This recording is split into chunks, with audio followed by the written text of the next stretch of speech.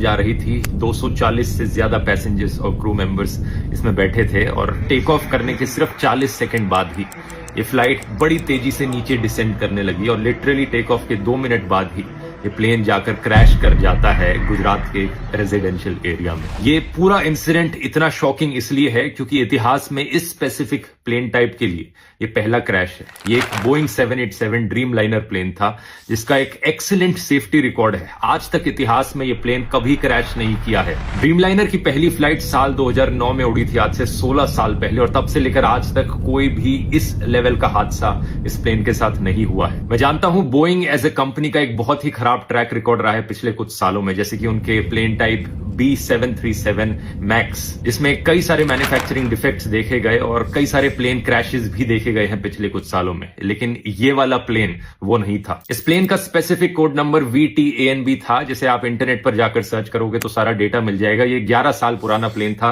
कोई ज्यादा पुराना प्लेन नहीं था। ड्रीम लाइनर्स का लाइफ स्पैन 20 से 30 साल तक का होता है। जो पायलट इस प्लेन को उड़ा रहे थे, कैप्टन सुमित सबरवाल, उनका खुद का भी 8200 फ्लाइट आवर्स का फ्लाइट एक्सपीरियंस था, जो कि बहुत अच्छा होता है। तो पायलट भी इनएक्सपीरियंस नहीं थे। अगला सवाल आपके दिमाग में आएगा कि क्या वेदर खराब था? ऐसा भी नहीं था। 1:30 बजे दोपहर के ये क्रैश हुआ। वेदर कंडीशंस अगर देखी जाए तो लगभग 40 डिग्री सेल्सियस के आसपास का तापमान था। कोई ज्यादा तेज हवाएं नहीं चल रही थी। विजिबिलिटी जो थी बहुत ही अच्छी थी, 6 किलोमीटर से ज्यादा की विजिबिलिटी। तो ऐसे में सवाल उठता है कि यहां प्रॉब्लम कहां पर हुई। इसका असली जवाब हमें जल्द ही पता लगेगा। अभी प्लेन के ब्लैक बॉक्स से इंफॉर्मेशन को रिट्रीव किया जा रहा है, लेकिन मोस्ट लाइकली ये पूरा हादसा एक बहुत ही भयंकर टेक्निकल फेलियर का लग रहा है। क्या यहां पर कोई इंजन फेलियर हुआ है मेंटेनेंस फेलियर की वजह से? इसका असली जवाब तो हमें तभी पता लगेगा जब ब्लैक बॉक्स को रिट्रीव करके सारी इंफॉर्मेशन पब्लिक में रखी जाएगी। लेकिन सवाल यहां पर पूछे जाने चाहिए इन दो कंपनीज से, एयर इंडिया और बोइंग।